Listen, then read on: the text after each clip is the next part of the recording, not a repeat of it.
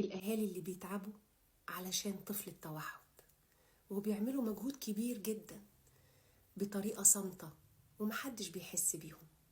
الفيديو ده علشانكم. أنا رندا إبراهيم، معالج نفسي ومعالج لطفل التوحد. بحاول إن أنا أقدم لكم دقيقة وعي عشان تعرفوا توصلوا إزاي تتواصلوا مع طفل التوحد.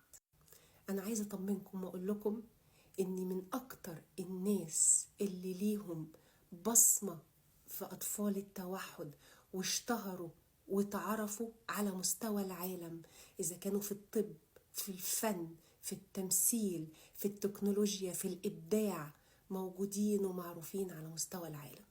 منهم أنتوني هوبكنز، ممثل معروف.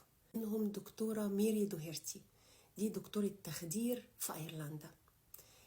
منهم المبدع الفنان البريطاني ستيفن ويلتشاير. من نظرة واحدة بيبص على المدينة وخلاص، هي نظرة، حتى لقب بالكاميرا البشرية.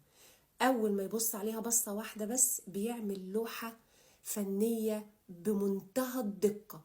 يعني هو فيجوالي بيقدر يشوف الحاجة بمنتهى الدقة. حتى كمان في اليابان اسمه ساتوشي تاشيري، وعمل لعبة بوكيمون.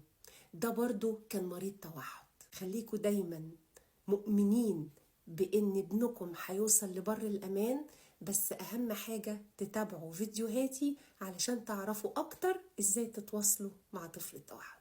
شكرا، سلام عليكم.